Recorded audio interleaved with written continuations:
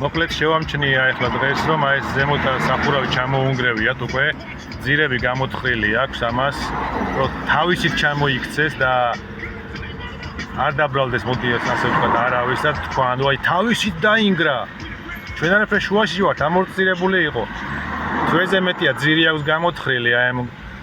კოლონებს და არც ერთი არ ინგრევა და ზემოდან წაეხმარნენ ახლა ზემოდან ჩამოუქცევიათ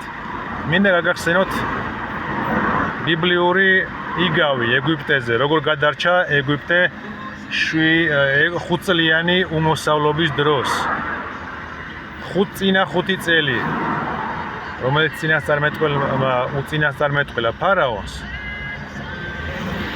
უთხრეს რომ